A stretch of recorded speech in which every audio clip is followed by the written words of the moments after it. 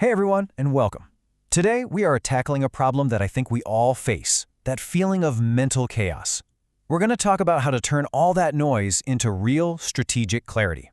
And the solution? Well, it's surprisingly simple, incredibly powerful, and it starts with just a pen and a piece of paper. Let's get into the art of thinking on paper. Does this feel familiar? Your mind is just buzzing with ideas, things you have to do, worries, all of it spinning around at the same time. You try to focus on one single thought, but another one just barges right in. It's that feeling of being completely and totally overwhelmed. And trust me, you are not alone in this.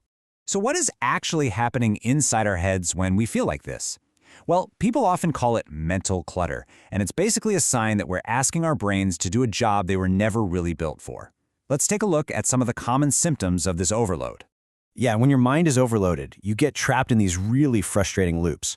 There's circular thinking, right? Where the same thought just goes around and around and around. You get creative blocks, where you're trying to come up with something new and nothing. Then there's decision paralysis. Even choosing what to have for lunch feels like a monumental task. And maybe the worst one of all, those absolutely brilliant ideas you have in the shower. Poof! They're gone before you can even grab them. It all just adds up to this constant, draining feeling of being overwhelmed. Now this right here, this is really the core of the whole problem. Think about your brain's working memory like the RAM on your computer. It's meant for active processing, for connecting dots, for having new ideas. But here's the thing. Cognitive science shows us that space is incredibly limited. It is not a hard drive designed for long-term storage. So when we try to cram it full of reminders and half-baked thoughts, we basically cripple its ability to process anything. We get bogged down, and our best thinking just grinds to a halt. And this is where paper, or, a screen if that's your thing, comes into play. We are going to build you a second brain. And listen, this isn't just about taking a few notes. This is about creating a whole external space where your thoughts can live and breathe and actually connect with each other. So the most crucial point here is that thinking on paper is an active process. It's about taking that messy internal conversation that's always going on in your head and externalizing it. You take those vague, cloudy thoughts and you make them solid. You turn them into actual words and shapes that you can look at, you can move around, and you can really work with. It's about discovery, not just documentation. And this comparison just lays it out so perfectly. Thinking in your head, it's chaotic, it's limited. But the moment you get it down on paper, it becomes structured, expansive. Instead of being stuck in those endless loops, you start to find clarity. Instead of your best ideas just vanishing, they're captured for good. You are literally freeing up your mental energy. You're reducing that cognitive load. So your brain can finally do what it does best, have amazing ideas. Okay, so the theory makes a ton of sense, right? But how do we actually put it into practice? Let's get into the toolkit. We're going to go through a few simple but really powerful techniques you can start using, like today. Think of them as different keys for unlocking different kinds of thoughts. Now, before we get to any specific technique, this is the single most important rule of all. Seriously, the biggest thing that stops us from thinking clearly is our own inner critic, that little voice that says, "Oh, that's a dumb idea." To really think well on paper, you have to give yourself permission to be messy and imperfect. The goal is just to get the raw thoughts out first. You can always clean them up later. Okay, the first tool in our kit is freewriting, and it is as simple as it sounds. You set a timer, say for 10 or 15 minutes, and you just write. Don't stop, don't edit yourself, don't even lift the pen off the page if you can help it. If you have no idea what to write, you literally write, "I don't know what to write." This whole process helps you bypass that inner editor and tap into a stream of consciousness you probably didn't even know was there. Next up, we have mind mapping. Now this one is for all you visual thinkers out there.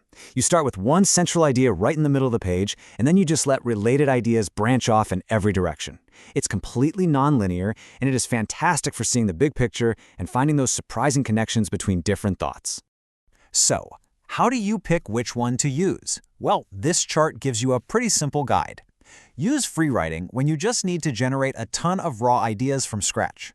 Use mind mapping when you want to explore the connections between ideas and see how everything fits together.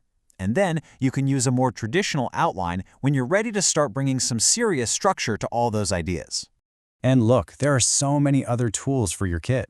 Question storming is amazing. It's where you only list questions instead of answers, which is great for finding a totally new angle on a problem. Dual columns are perfect for a classic pros and cons list or for comparing two different arguments. And hey, Never underestimate the power of a quick sketch to explain a really complex system. If you only take away one single thing from this toolkit, please make it this: the 1-minute rule. The next time you feel stuck on something for more than a minute, just stop. Grab a piece of paper and write down the problem. That simple act is very often all it takes to break that mental loop and get you back on track. All right, so knowing the tools is one thing, but the real magic, that happens when you turn this into a consistent practice.